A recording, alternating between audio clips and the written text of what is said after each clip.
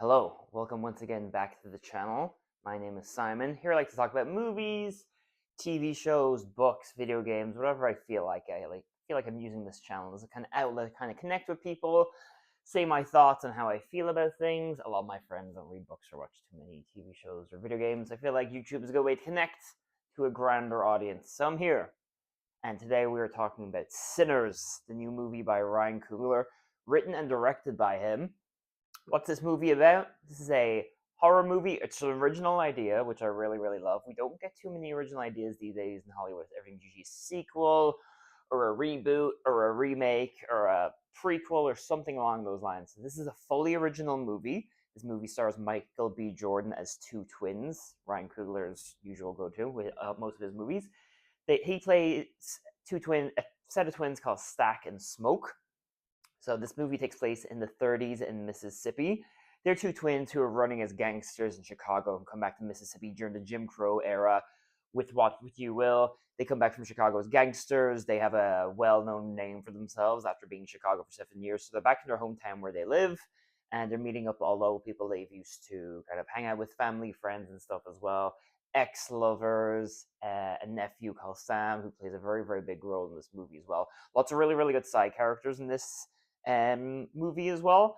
So basically, it's a horror movie at its core. So the first half of the movie does kind of feel like setting them up. They buy a big kind of barn from this guy who's in the Ku Klux Klan, which will play into the movie later on as well as more of like a secondary villain as well. So they have all this Irish beer and Italian wine from Chicago, which they stole from the mobs basically, and they want to bring it back to Mississippi so they can open this club, make a profit. So the first half of this movie does feel a little bit slower, but it is definitely building lots of character backstory as well. You find out what they were doing in Chicago. You find out the backstory of how they're related to everyone in the town as well. Kind of gets a really grip on how we're kind of getting to know these characters. And then we have them open the club, and the club is open like the halfway point in the movie. And this is when it starts to introduce the villain of this movie. Ryan Coogler does a really, really good job of villains. If you've ever seen Black Panther 1 and 2, as Michael B. Jordan as Killmonger, he's like incredible villain. He's one of my favorite villains, especially in the Marvel movies of like at least the last 10 years. Such a good villain. You kind of relate to him so well as well. So here we have it's basically a vampire. In the first trailer, it's very ambiguous on what the villain was. I was watching a trailer, I'm like, is this vampires? And then trailer number two, I'm like, yeah, it's definitely vampires. So your head vampire is played by James O'Connell. If you've seen him in Skins, the UK TV show from back in the day, he's a really, really good actor. He plays like an Irish vampire. Music plays a big theme in this movie. The score is by Ludwig Göransson, who's incredible. He won an Oscar for the music for Black Panther, which you worked with Ryan Coogler there as well. He recently won an Oscar for Oppenheimer, another incredible score as well. And I think he's working on The Odyssey next with Christopher Nolan, so watch out for that. He's probably going to win like 3 Oscars back to back, probably. The music's incredible in this movie. Ludwig Göransson also helped executive produce this movie as well. I definitely see that music's such a big theme in this movie. Um, so they open the club, the party gets going, the vampires eventually show up. The head vampire starts recruiting a Ku Klux Klan member they want to infiltrate the club. It's basically this thing. This is kind of a bit daunting when they're like playing music and kind of attract evil because of this like pure soul, which is Sammy in the show in the movie. I feel like I'm not explaining this too well, but please bear with me here. And basically, the vampires find the club. They're having a great time listening to blues music. There is a scene which I knew people were talking about before I saw this movie. So I wasn't even going to see this movie in theaters, but everyone was hyping up so much, saying it's so good, it's so great, such a good movie. You got to go ahead and see it. So I saw it in an IMAX screening on the Thursday night. It was basically full, so it was really, really good.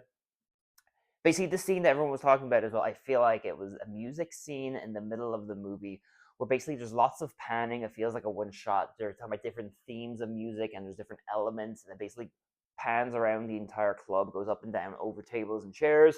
It's basically like a full 360 degree of the club and just shows all the characters and what they're doing and how they're vibing and having a good time.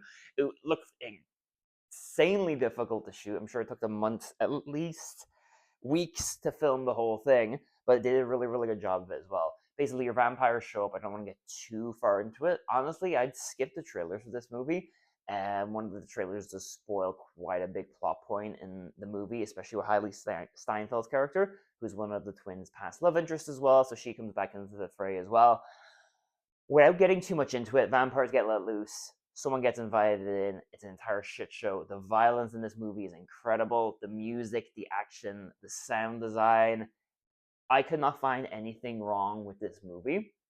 Usually when it comes to me for rating a movie will always start off as a 10, and then if there's something I don't like, I'd knock a few points off. I couldn't find anything wrong with this movie. This is one of the best movies of the year I've seen so far as well. There is a couple of end credit scenes as well. Don't forget to stick around for those.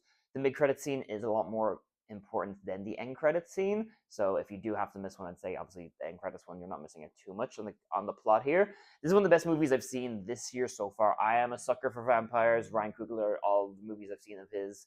I've only ever seen Black Panther 1 and 2, but to me, they're all like 9s and 10s. This is a solid 10 out of 10 for me. I'm going to listen to the score now today as well by Ludwig. I know he's going to probably win a bunch of awards for that as well. This is definitely a must see. It's definitely one of my year's best movies so far as well. He's so good with the villains. I cared about all the characters. I cared about the villain as well. It's hilarious. All the acting is incredible. The dialogue is quick. There's jokes thrown in. The horror elements are so good to it as well. This movie definitely was worth the hype. It was definitely low on my radar when I first saw the trailer, but I'm glad everyone's kind of like getting its flowers this year. Everyone's going out to see it. It's doing really, really well. It's just really good to see an original idea doing so well in Hollywood. So yeah, I think that's my review for today. I thank you so much for stopping by. I'm gonna see Revenge of the Sith in the theaters next week for the 20-year anniversary. Cannot wait to see that again. Going with a bunch of my friends. It's gonna be really, really nice. Haven't seen it in theaters since it came out 20 years ago.